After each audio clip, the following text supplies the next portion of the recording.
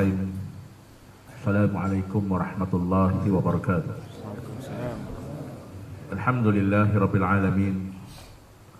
Wassalatu wassalamu ala ashrafil anbiya'i wal mursalin Sayyidina wa nabiyyina Muhammad ibn Abdillah wa ala alihi wa sahbihi ajma'in. Qala rabbi shrah li sadri wa yassir li amri wahlul 'uqdatam min lisani yafqahu qawli. La hawla wa la quwwata illa billahil aliyyil azim, amma ba'd. Saya hormati Fadil Tuan Pengurusi Majlis, mengasihi Tuan Rumah seisi keluarga, Bidan PAS Cawangan, Bidan PAS peringkat kawasan di berbagai lapisan pemuda dan muslimat, tuan-tuan, puan-puan, mudah-mudahan dirahmati Allah sekalian. Alhamdulillah, kita panjatkan kesyukuran kita ke hadrat Allah Subhanahu wa taala dapat kita bersama pada malam ini yang sepatutnya tuan-tuan akan bersama-sama dengan rakan saya Fadil Ustaz Abu Bakar Bakilani bin Abu Hassan yang baru saja kembali daripada tanah suci Mekah. Mungkin baru dia balik dalam 3 hari kot. Mungkinlah kerana sebab itu beliau masih lagi uzur, tak dapat hadir. Saya mengisi ruang yang ditinggalkan oleh fadil rakan saya Ustaz Abu Bakar Bakilani yang merupakan timbalan yang di-Pertua PAS kawasan Sik. Timbalan yang di-Pertua PAS kawasan Sik. InsyaAllah pada malam ini saya ingin sama-sama kita berkongsi satu firman Allah Subhanahu wa taala. A'udzu billahi minasyaitonir rajim. Law kana 'aradan qariban wa safaran qasidan lattaba'uk walakin ba'udat 'alaihim asy-shuqqah wa sayahlifuna billahi law istata'na la kharajna ma'akum yahlikun لخرجنا معكم يهلكون أنفسهم والله يعلم إنهم لكاذبون. Satu ungkapan yang indah daripada Allah sebagai peringatan besar kepada kita. Kata Allah Subhanahu wa ta'ala, law kana 'aradan qariban wa safaran qasidan. Kalaulah, kata Allah, apa yang kamu bawa, apa yang kamu seru, apa yang kamu panggil itu wahai Muhammad, suatu perkara yang boleh mendatangkan keuntungan segera, atau suatu perkara yang boleh kamu dapati keuntungan padanya, keuntungan yang mudah. Wasafaran qasidan, dan satu perjalanan yang begitu mudah. Satu perjalanan yang begitu mudah, ataupun kita kata mudah untuk mendapat suatu kemenangan. Lattaba'uk, nescaya ramai, nescaya mereka akan mengikut kamu. Walakin ba'udat, kata Allah, tetapi apa yang kamu bawa itu wahai Muhammad, apa yang kamu seru itu merupakan satu perkara yang walakin ba'udat 'alaihim asy-shuqqah, tetapi apa yang kamu bawa itu merupakan satu perjalanan yang amat jauh, satu perkara yang jauh dan sukar untuk kamu untuk mendapatkannya. Menyebabkan mereka bersumpah, wa sayahlifuna billah law istata'na la kharajna ma'akum yuhlikuna anfusahum wallahu ya'lamu innahum lakadzibun. Yang golongan munafik itu, orang-orang munafik yang tidak bersama-sama dengan Nabi, mereka bersumpah dengan nama Allah. Mereka bersumpah dengan nama Allah, kalau kami sanggup, tentulah kami akan pergi bersama kamu dengan wahai Muhammad. Tetapi sumpah itu merupakan dusta dan mereka akan membinasakan diri mereka sendiri. Sedang Allah, wallahu ya'lamu innahum lakadzibun. Sedang Allah mengetahui bahawa sesungguhnya mereka orang-orang yang berdusta, yakni tidak sanggup mengikut apa yang dibawa oleh Muhammad sallallahu alaihi wasallam. Tuan-tuan, hadirin muslimin muslimat yang dirahmati Allah sekalian. Alhamdulillah, kita dipilih oleh Allah Subhanahu wa taala pada malam ini di antara mereka yang berada di kawasan ini, kita dipilih oleh Allah Subhanahu wa taala untuk bersama-sama hadir dalam program Usrah ini. Untuk sama-sama kita bermuhasabah. Pertama, bermuhasabah tentang diri kita. Yang kedua, bermuhasabah tentang perjuangan kita. Yang ketiga, bermuhasabah tentang tanggungjawab yang diamanahkan oleh Allah Subhanahu wa taala kepada kita. Sebab itu saya bawa ayat ini, surah At-Taubah ayat 42. Yang mana Allah Taala menyatakan kepada kita, "Lau kana 'aradan qariban." Kalaulah apa yang dibawa oleh Muhammad itu yang Islam yang Nabi bawa. Islam yang Nabi bawa, dan hari ini kalau pada kita perjuangan Islam yang kita bawa ini merupakan satu perkara yang mudah kita capai, mudah kita dapat. Faedah, keuntungannya cepat kita dapat. Berjuang sikit kita terus dapat. Kita korban sikit kita terus dapat. Wa safaran qasidan, kata Allah, dan perjalanannya mudah, dekat, senang. Lattaba'u, nescaya ramai yang akan ikut Islam. Nescaya ramai yang akan ikut Islam yang dibawa oleh Muhammad sallallahu alaihi wasallam. Tapi kenapa hari ini, kalau kita tengok dalam konteks perjuangan Islam di negara kita, boleh dikatakan masyarakat Melayu dalam negara kita merupakan majoriti Islam. Orang Melayu boleh katakan 99% Islam. Tapi kenapa yang berada dalam perjuangan Islam, yang berada di atas landasan Islam, yang bersama-sama dengan gerakan Islam itu sedikit? Ini persoalan yang selalu bermain di benak kita. Kenapa sedikit sedangkan kita orang Islam itu ramai? Inilah yang Allah Ta'ala nyatakan, inilah jawapannya. Kalaulah Islam ni mudah, kalaulah perjuangan Islam ni mudah, berjuang hari ini esok menang, kita ajak orang hari ini kepada Islam, esok orang terima. Kita berdakwah orang kepada Islam, esok orang menerima dakwah kita.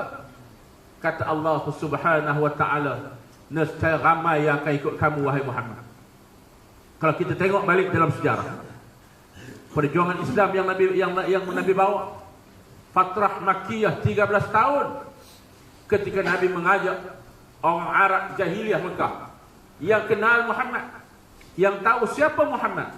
Tapi kalau kita tengok berapa kerat sahaja orang Arab yang ada pada waktu itu yang mengikut Islam yang dibawa oleh Nabi SAW, tak ramai yang ikut Islam, sehingga Nabi terpaksa mencari tapak baru agar Islam boleh berkembang pesat. Kerana di tanah kelahiran Islam di bumi Makkah, Islam tidak subur untuk hidup. Sama juga di negara kita Malaysia. Negara kita Malaysia, agama rasminya Islam, termaktub dalam perlembagaan, tercatat dalam perlembagaan, agama rasminya Islam. Tapi kenapa Islam dipinggirkan di negara kita? Bila sebut tentang Islam, orang menganggap Islam agama yang susah, agama yang payah. Orang menganggap Islam ni satu tekanan, orang menganggap Islam satu halangan untuk melakukan sesuatu. Sebab itulah tuan-tuan, saya nak membawa kembali bagaimana kita yang dijadikan oleh Allah Ta'ala yang mempunyai tanggungjawab besar, iaitu mewarisi tugas dakwah yang telah ditinggalkan oleh Nabi SAW, para sahabat, para tabi'in, tabi'in, dan kita mewarisi tugas ini sampailah kepada kiamatnya dunia ini.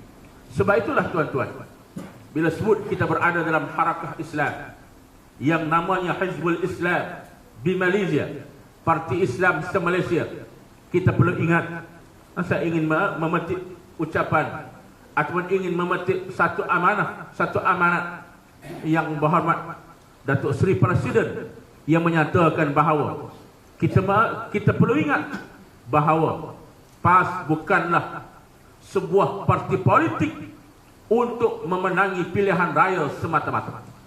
Itu yang ditegaskan oleh Presiden kita. Parti Islam Malaysia PAS ditubuhkan oleh para ulama Islam, oleh para cendekiawan Islam, oleh mereka yang cintakan Islam. Setelah melihat UMNO, parti yang ditubuhkan oleh orang Melayu sebelum kita merdeka, tidak berminat kepada Islam, tidak berhajat untuk melaksanakan Islam. Bahkan mereka meletakkan perjuangan mereka, cita-cita mereka, iaitu cita-cita mereka, perjuangan mereka berteraskan aliran kebangsaan atau berteraskan fahaman, kita kata asabiyah qaumiyah, yang dilarang oleh Islam. Sebagaimana Nabi nyatakan dalam satu hadis, laisa minna man da'a ila asabiyah, bukan dari kalangan kami mereka yang menyeru dan mengajak kepada fahaman kebangsaan yang sempit. Hasil daripada inilah maka para ulama yang berada dalam UMNO, para cendekiawan Melayu, cendekiawan Islam yang berada di dalam UMNO, meminggirkan diri mereka keluar daripada UMNO, menubuhkan PAS sebagai satu wadah perjuangan untuk menegakkan Islam. Sebab itulah bersandarkan kepada titik tolak penubuhan Parti Islam se-Malaysia PAS, maka kita perlu sedar PAS bukanlah sebuah parti politik yang semata-mata nak menang dalam pilihan raya, nak jadi Perdana Menteri, nak tubuh kerajaan. Tetapi PAS merupakan sebuah gerakan Islam yang bercirikan tarbiyah dan dakwah, yang mempunyai perkiraan dengan ibadah dan amanah Allah Subhanahu wa taala. Ini yang perlu kita faham. Sebab itulah tuan-tuan, bezanya PAS dengan UMNO yang perlu kita faham ialah PAS ditubuhkan setelah melihat UMNO tidak mahu berjuang, UMNO tidak ada cita-cita, UMNO tidak ada niat untuk meletakkan Islam sebagai asas perjuangan, untuk meletakkan Islam sebagai asas kepada apa yang mereka lakukan. Maka para ulama yang berada dalam UMNO, ulama-ulama Islam yang berada dalam UMNO, keluar menubuhkan PAS dengan tujuan bahawa PAS menyertai pilihan raya bukan sekadar nak menang kerusi, bukan sekadar nak merintah negeri, bukan sekadar nak jawatan-jawatan menteri, tapi kita ada tanggungjawab besar, iaitu PAS merupakan gerakan dakwah yang bercirikan tarbiyah. PAS merupakan gerakan Islam yang bercirikan tarbiyah dan dakwah dengan perkiraan ibadah dan amanah daripada Allah. Inilah asas besar yang kita pikul hari ini, tuan-tuan, puan-puan yang saya hormati sekalian. Sebab itulah beza kita dengan UMNO. Kita meletakkan bahawa kita menyertai pilihan raya ini dengan tujuan untuk menegakkan keadilan Islam. Sebab kalau tak ada kuasa, macam mana kita nak menegakkan keadilan? Kalau tidak ada kuasa, macam mana kita nak menyebarkan dakwah dengan lebih hebat? Bagaimana kita nak mentarbiyah dengan lebih mantap dan dengan lebih bersistem kalau tidak ada kuasa? Maka kuasa ini adalah wasilah. Kuasa ini adalah salah satu cara untuk kita nak melaksanakan perintah Allah Subhanahu wa taala. Ini yang pertama yang perlu kita faham. Sebab itu tuan-tuan, ini asas yang perlu kita faham. Kalau orang tanya apa beza PAS dengan UMNO, ini persoalan pertama yang perlu kita jawab. Saya bawa pada malam ini kerana apa? Kerana sudah bangkit isu-isu ini. Kita tadi Salib sebut, insya-Allah Perdana Menteri kata dia masih merahsiakan lagi tarikh pilihan raya umum. Satu-satunya negara yang tak pernah dedah tarikh pilihan raya umum. Esok dia rasa malam ni dia mimpi kata bubar parlimen, esok dia bangun tergempak habaq bubar. Sampai kita tak ada nak buat apa. Negara lain dia umum setahun lebih awal, kadang-kadang 6 bulan lebih awal umum dah tarikh pilihan raya umum. Kerana apa? Kerana sifat gentleman, sifat berani berdepan secara anak jantan. Ni berdepan dengan cara pondan. Dahlah kita tidak ada kekuatan menggunakan media. Kita berdepan dengan macam-macam. Jadi tuan-tuan, bila kita berdepan dengan pilihan raya, insya-Allah kita dah mula menggerakkan jentera. Saya sendiri pun dah mula turun. Esok insya-Allah saya bersama-sama dengan Datuk Nasaruddin Daud, Ustaz Talim Ma'ruf, kita ada satu forum perdana besok. Saya juga salah seorang panel ini diajukan oleh PAS kawasan Merbuk, bertajuk tentang kepimpinan Islam. Jadi tuan-tuan, kita nak hurai beberapa perkara. Pertamanya hari ini orang duk cakap, kita turun banyak tempat, maklumat yang kita terima, orang-orang kampung, orang-orang atas pagar belum cakap, apa beza UMNO dengan PAS? Ada orang PAS yang tak tahu nak jawab beza UMNO dengan PAS. Sebab dia kata orang PAS Melayu, UMNO Melayu. Walaupun ada orang UMNO Siam. Kalau kat belah Kedah tuan-tuan, ada orang UMNO orang Siam. Sebab UMNO dah buka keahlian mereka kepada bukan Melayu. Ini antara faktor Dato' On lari tinggalkan UMNO. Sebab Dato' On nak buka UMNO pada bukan Melayu, tapi orang UMNO tak setuju. Akhirnya hari ini UMNO dah buka pada bukan Melayu. Tak apalah, kita tak kisah yang tu. Bukalah pada bukan Melayu pun. Orang mereka bagi alasan, dia berkata orang PAS Melayu, UMNO Melayu. PAS Islam, UMNO Islam. Kita kata dulu dia kata dulu orang UMNO, orang PAS duk kata kat UMNO, orang UMNO ada orang bukan Islam, orang Siap. Kata lali orang PAS pada orang bukan Islam dah. Kelab menyokong PAS yang hari ini jadi Dewan Perhimpunan PAS. Jadi tuan-tuan, dia kata apa bezanya? UMNO Islam, PAS Islam. UMNO sembahyang, PAS sembahyang. UMNO puasa, PAS puasa. Kalau tengok balik tuan-tuan nak jawab pening itu nak jawab pening itu, sebab tu ada orang kita yang tak mampu jawab. Sebab tu malam ni saya sebut awal-awal. Pertama bezanya, UMNO ditubuhkan berasaskan kepada satu perkauman, berasaskan kepada perkauman, iaitu asas UMNO Melayu.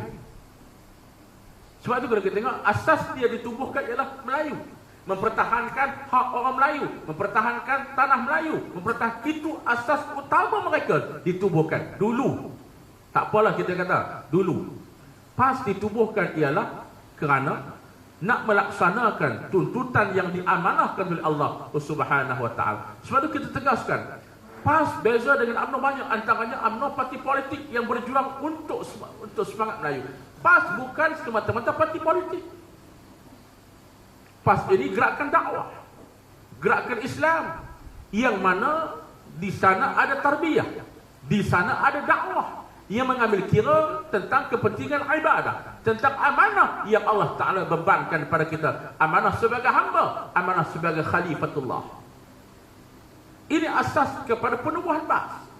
Yang kedua pula tuan-tuan, kita perlu tengok hari ini orang UMNO kata, apa beza PAS dengan UMNO? Dulu orang PAS marah dekat UMNO kerana UMNO kawan dengan orang KPH, kawan dengan MIC, berkawan dengan MCA. Sebab kata hari ini FOPA juga, PAS pun berkawan dengan DAP, berkawan dengan PKR yang ada orang bukan Islam. Dulu PAS kata tak boleh undi orang bukan Islam, hari ini PAS undi orang bukan Islam. Bahkan insya-Allah pilihan raya kali ke-13, tuan-tuan, PAS akan meletakkan calon bukan Islam mewakili PAS. Yang ni lagi teruk kita nak keping. Kena pula kok belah teping ni pula lepas mampui. Apa kita nak cakap tuan-tuan? Sebab itulah kita perlu ingat. Kita perlu ingat. Kata Tok Guru saya nak sebut. Perlibatan PAS. Perlibatan PAS dalam sama ada dalam pilihan raya, sama ada dalam gerakan Islam, kita meletakkan bahawa kita menyahut seruan Allah dan meneruskan perjuangan Rasulullah dan salafus salih sebagaimana firman Allah, wal takum minkum ummatun yad'una ilal khair, wal takum minkum ummatun yad'una ilal khair, wal takum minkum ummatun yad'una ilal khair ya'muruna bil ma'ruf wa yanhauna 'anil munkar. Berasaskan kepada ayat inilah PAS meletakkan bahawa inilah bezanya kita dengan UMNO. Kenapa? Kata Allah, wal takum minkum ummatun yad'una ilal khair. Hendaklah ada di kalangan kamu satu kumpulan, satu puak, satu golongan, yad'una ilal khair, yang mengajak manusia melakukan perkara mungkar, wa yanhau, mengajak manusia melakukan perkara baik, perkara yang dituntut oleh Allah, wa yanhauna 'anil munkar, dan mencegah perkara-perkara mungkar. Ini beza kedua PAS dengan UMNO. UMNO kita tak nafikan mereka ajak buat baik. Zalim kalau saya kata UMNO ajak orang buat jahat je tak. Saya mengaku yang UMNO buat baik, kita mengaku UMNO buat baik. Kita mengaku UMNO ajak orang buat baik sebab tu mereka dirikan masjid. Kita tak nafikan. Mereka tubuh Jabatan Agama, mereka tubuh Mahkamah Syariah, mereka tubuh Bank Islam. Kita tak nafikan. Ini kebaikan-kebaikan yang dilakukan oleh UMNO sepanjang mereka memerintah. Kita tak nafikan. Tapi satu, mereka tak mencegah perkara mungkar.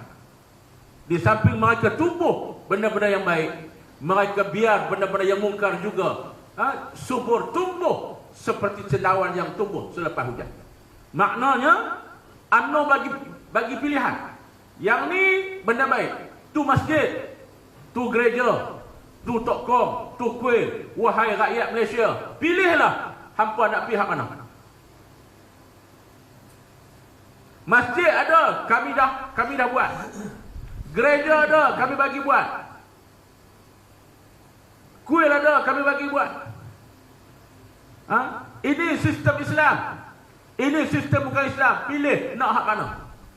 Ini tempat baik. Ini tempat baik. Ini tempat tak baik. Pilih nak mana. Ini kelab malam, ni rumah urut. Tuan-tuan boleh pilih nak hak mana. Sebab kita tak nak menyekat naluri, fitrah, ataupun kita kata hasrat manusia nak sesuatu. Ini bercanggah dengan perintah Allah. Allah Ta'ala nyata apa yang Allah sebut kepada kita. Hendaklah ada golongan yang ajak orang buat baik, cegah benda mungkar. Maknanya pada waktu kita melakukan kebaikan, mengajak orang melakukan kebaikan, pada waktu yang sama kita kena runtuh sistem jahiliah. Kalau Nabi kita tengok, Nabi ajak manusia menyembah Allah. Pada waktu yang sama Nabi kata jangan sembah selain daripada Allah. Nabi tak kata ni Allah Tuhan aku nak sembah mai, yang tu berhala apa nak sembah pi, tak. Nabi kata kena sembah Allah Tuhan yang satu. Kena tinggal sembahan-sembahan selain daripada Allah. Nabi kata buat benda baik. Kena buat benda-benda baik, jalinkan silaturahim. Nabi kata jangan lakukan pecah belah. Nabi kata buat benda-benda yang Tuhan suruh. Jangan tinggalkan maksiat. Ini Islam yang diajar oleh Nabi SAW. Maka berdasarkan kepada nas inilah tuan-tuan, berdasarkan kepada nas inilah, maka pas menjalankan kerja-kerja ini. Berdasarkan kepada nas ini jugalah pas menyertai pilihan raya dengan tujuan ingin memiliki kuasa untuk meletakkan Islam di tempat yang selayaknya. Sebab itulah tuan-tuan, bila orang tanya apa beza dia, itu yang kedua. Dan yang ketiga, tadi ni Pak kata dulu Pak kata tak boleh kawan dengan orang bukan Islam, tak boleh kawan dengan orang kafir, tak boleh mengundi orang-orang kafir. Tapi hari ini pasal Pak kawan. Okey tuan-tuan, yang ketiga, beza Pak dengan mereka. Yang ni yang kita nak terang, yang ni yang kita kena terang supaya orang faham. Tuan-tuan, UMNO menjalinkan hubungan dengan mana-mana parti politik, semuanya asasnya adalah asabiyah. Kenapa UMNO jalinkan hubungan dengan MIC? UMNO jalinkan hubungan dengan MIC kerana nak undi orang Hindu. Kalau tidak, orang Hindu tak bagi undi pada UMNO, orang India tak bagi undi pada UMNO. UMNO jalinkan hubungan dengan MCA kerana nak undi orang Cina. Kalau tidak, MCA akan kempen jangan undi UMNO. Jadi jalinan persefahaman yang dijalinkan oleh UMNO ini tuan-tuan, asasnya ialah perkauman. Kerana nak sokongan kaum India, nak sokongan kaum Cina. Sama juga India jadi hubungan dengan UMNO kerana nak sokongan orang Melayu. MCA jadi hubungan dengan UMNO nak sokongan orang Melayu. Maknanya asas persefahaman parti-parti politik yang berada di dalam barisan nasional, ataupun dulu kita namakan perikatan, asasnya ialah asas asabiyah kaumiyah yang dilarang oleh Islam. Habis itu PAS menjalinkan persefahaman dengan DAP, dengan PKR, dulu dengan semangat 46, dengan Hamim, dengan apa-apa semua tuan-tuan. Asas kita tengok apa dia. Okey. Asas PAS Islam. Perjuangan PAS Islam. Perjuangan PAS menegakkan sistem Islam. DAP berjuang untuk mencari hak rakyat. Hak rakyat maknanya tak kira lah.